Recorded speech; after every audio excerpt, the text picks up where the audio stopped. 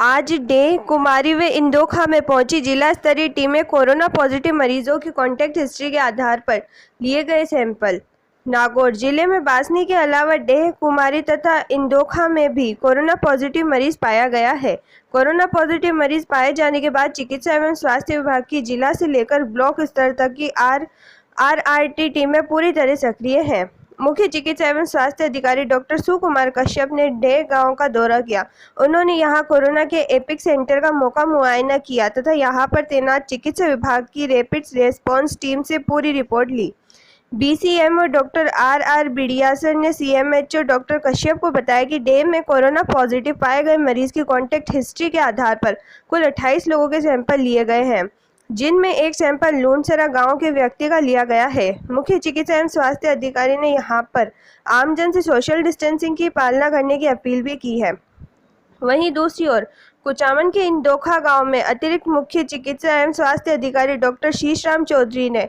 RRT team के साथ corona positive आए मरीज की कॉन्टैक्ट हिस्ट्री के आधार पर लोगों का चिन्हीकरण किया। उनके साथ epidemiologist Sakir Khan, NUHM DPM doctor Chandra Singh Shekhawat तथा बीसीएमओ डॉक्टर धर्मेंद्र चौधरी भी मौजूद थे। इंदोखा में 42 लोगों को कुचामन व नावर राजकीय चिकित्सा संस्थान में सैंपल लेने के लिए भेजा गया। वहीं नागौर के निकटवर्ती कुम्हारी गांव में BCMO Nagaur doctor Mahendra Singh Meena RRT team लेकर पहुंचे।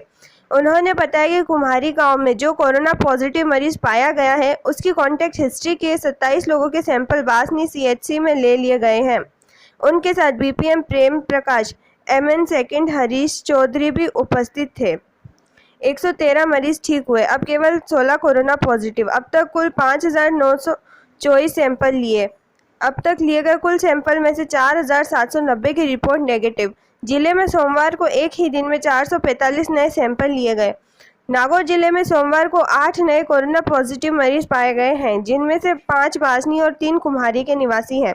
जिले में कोरोना पॉजिटिव मरीजों में से 113 उपचार के बाद ठीक हो चुके हैं, जिन्हें हॉस्पिटल आइसोलेशन से संस्थागत क्वारंटाइन में भेज दिया गया है। जिला मुख्यालय पर स्थित राजकीय जेएलएन अस्पताल नागौर की ओर से सोमवार को 169, राजकीय जीआर सरावगी अस्पताल लाडनू में 62, राजकीय अस्पताल कुचामन में 62, राजकीय सामुदायिक स्वास्थ्य केंद्र मकराना में 43, राजकीय सामुदायिक स्वास्थ्य केंद्र परबतसर में 62 तथा राजकीय सामुदायिक स्वास्थ्य केंद्र नावा में 24 तथा राजकीय सामुदायिक स्वास्थ्य केंद्र मुंडवा में 23 सैंपल लिए गए। जिले में जहां कोरोना पॉजिटिव मरीज पाए गए हैं, वहां कॉन्टैक्ट हिस्ट्री के आधार पर सैंपलिंग का काम जारी है।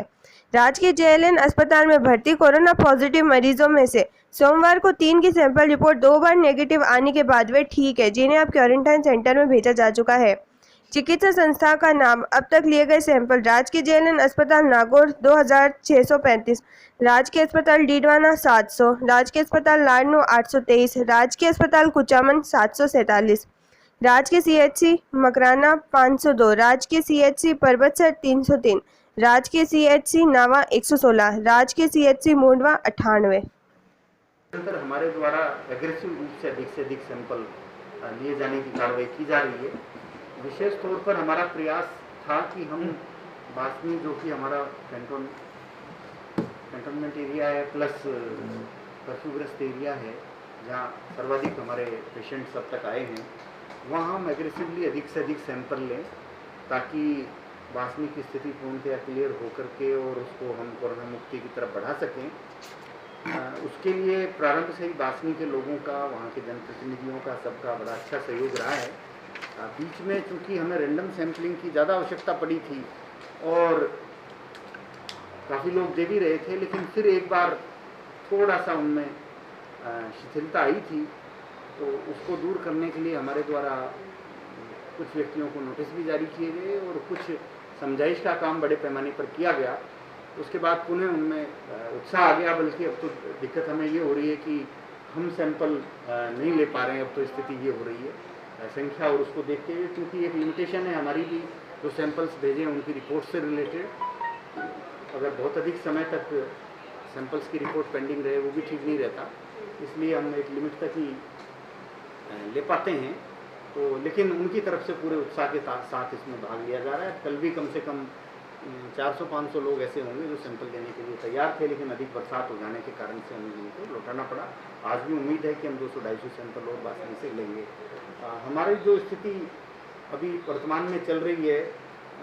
कोरोना से रिलेटेड, उसमें 113 मरीज टोटल अब तक उपचार से ठीक हो चुके हैं। एक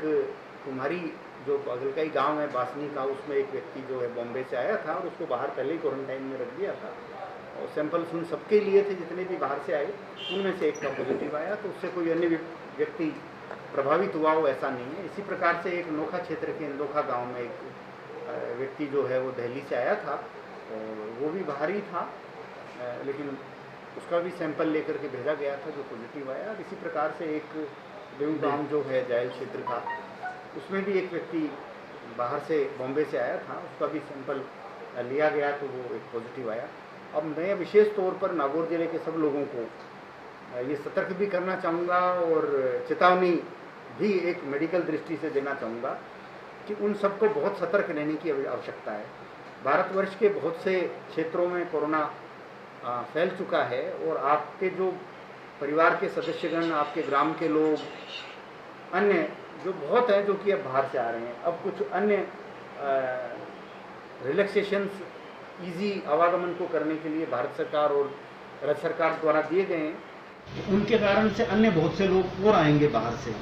और उनमें से अधिकांश लोग उन क्षेत्रों से आ रहे हैं जो कि पहले से कोरोना से प्रभावित हैं बहुत अधिक। जैसा मैंने अभी उदाहरण दिया कि गत 3-4 दिनों में ही इस प्रकार से क्षेत्रों से आए हुए लोग पॉजिटिव पाए गए हैं। तो मेरा आप सबके माध्यम से और नागौर जिले के सभी नागरिकों से अनुरोध है कि आपके ग्राम में जो भी व्यक्ति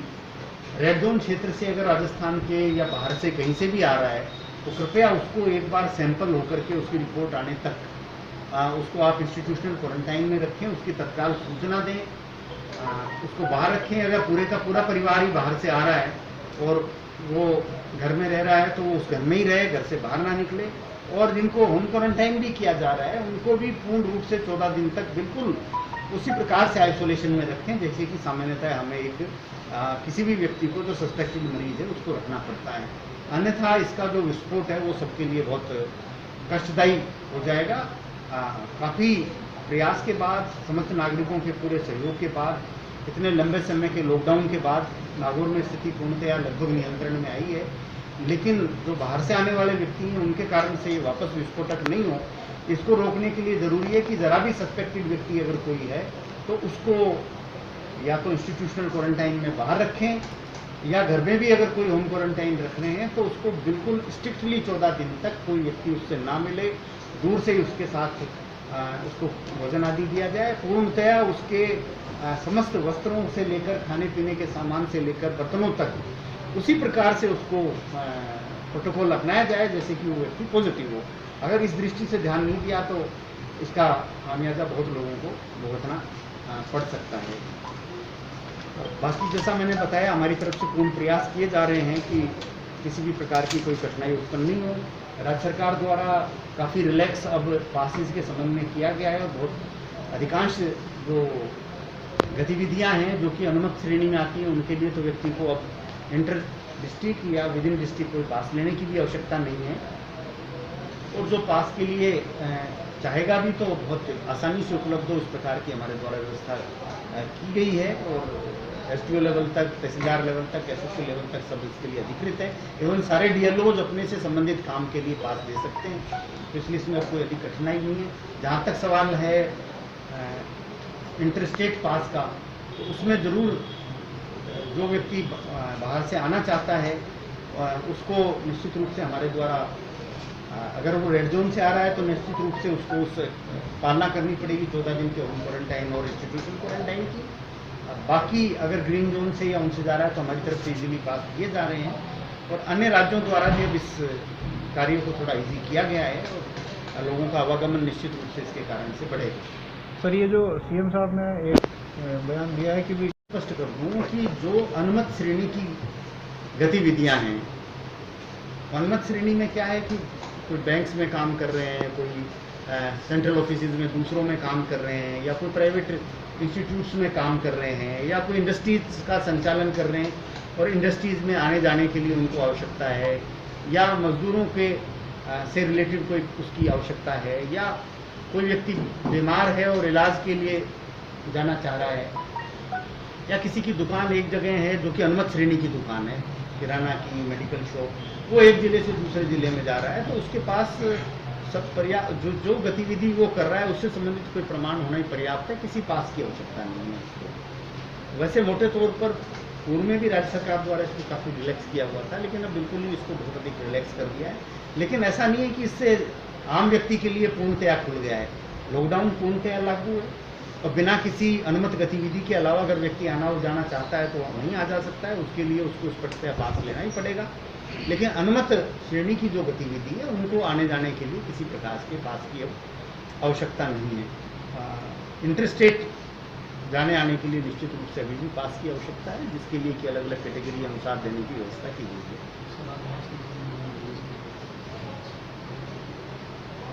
सर, जो नए इलाके में जो कोरोना पॉजिटिव मिले उनके लिए क्या कर्फ्यू लगा दिया गया है? देखिए, जो भी नए इलाकों में जहाँ भी मिले वहाँ देवू और इंदोखा में वहाँ के संबंधित उपखंड अधिकारी द्वारा और कुमारी में हमारे स्तर से कर्फ्यू लगाया जा चुका है ऑलरेडी। मैं साथ ही साथ ये भी बताना चाहूँगा कि हमारे द्वारा 6:30 बजे से जो पूर्व में जहाँ कर्फ्यू लगा हुआ था नागौर के कुछ क्षेत्र में, लाडनून में, मुडोता में, परबतसर में, उसको हमारे स्तर पे हटा करके और वापस धारा 144 के तहत लॉकडाउन से संबंधित जो अन्य क्षेत्रों पर लागू नियम है उनको लागू करने के आदेश जारी किए जा चुके हैं। शेष जो अभी क्षेत्र हैं, रूम का है या वासनी, उन सब के ऊपर ये अभी यथावत जारी रहेगा। कुचामन में जो कर्फ्यू लगाया गया था उसके को हटाने या ना हटाने के लिए संबंधित उपखंड अधिकारी के ऊपर छोड़ा गया है कि वो जैसा उचित समझे नहीं। सर, थोड़ा कंफ्यूजन है। देखिए, जो भी व्यक्ति नरेगा का कार्ड होल्डर है या मान लीजिए भी कार्ड होल्डर नहीं है, उसका नाम है और उसको पात्रता रखता है तो वो कार्ड में अपना जमा सकता है। मनरेगा में अधिक से अधिक श्रमिकों को जोड़ा जाए, इसके लिए हम निरंतर प्रयासशील हैं। आज से 15 दिन पहले मुश्किल से 7 या 8 हज़ार व्यक्ति होंगे जो मनरेगा से जुड़ करके और रोजगार प्राप्त कर रहे थे। अब उनकी संख्या बढ़कर लगभग 1,18,000 हो चुकी है। पिछले 10 दिनों में हमने प्रयास किया है और हमारा पूर्ण प्रयास है कि इस संख्या को हम बढ़ा करके और जो मैक्सिमम अचीवमेंट अब तक कभी भी नागौर जिले द्वारा किया गया 1,48,000 का, उससे भी अधिक सीमा तक ले जाया जाए, इसको कम से कम 1.5 लाख तक ले जाया जाए। इसके लिए हम पूर्णतया प्रयासरत हैं और निरंतर नए से नए काम स्वीकृत करने की कार्रवाई और ऑलरेडी जो स्वीकृत काम है उनमें अधिक से अधिक नियोजन की कार्रवाई करने का काम चल रहा है। और निश्चित रूप से हम इसको प्रयास करेंगे कि कोई भी व्यक्ति जो काम करने का इच्छुक है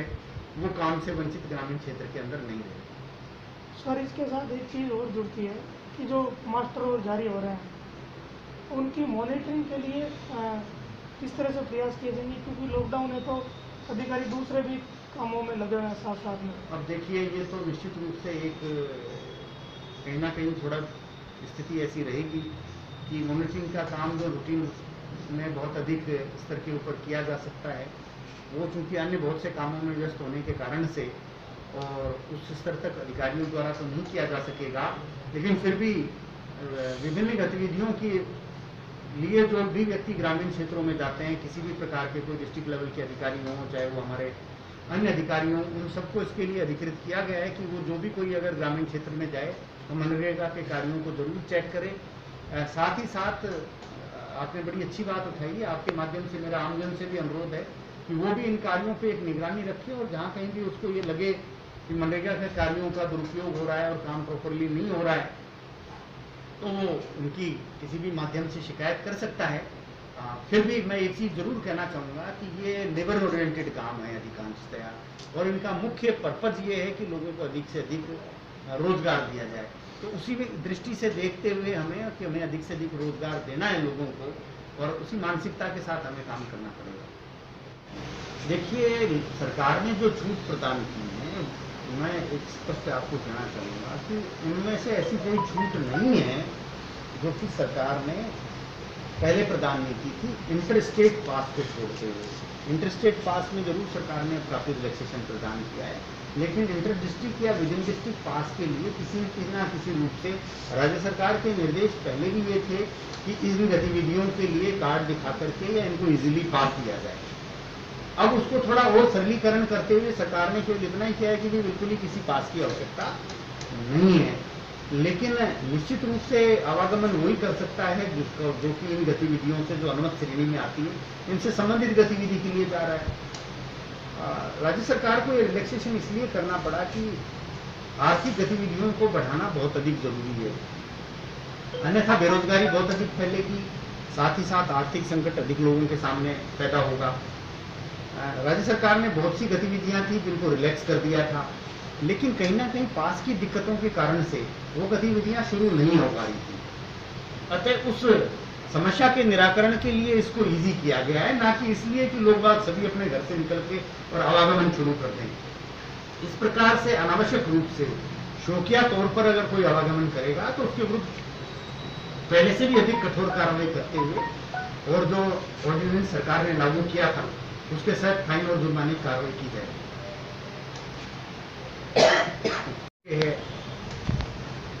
कोरोना से हटते हुए एक बहुत महत्वपूर्ण विषय है जिसकी भी मैं आप लोगों की जानकारी में आपके माध्यम से नागौर जिले के सभी नागरिकों की, विशेष तौर पर जो हमारे कृषक साथी हैं उनकी ये ध्यान में लाना चाहूँगा कि कोरोना का प्रकोप तो एक स्थान पर है, उसके साथ साथ अब जो हमारे टिड्डियां हैं लोकस्ट, उसका प्रकोप बहुत बड़े पैमाने पर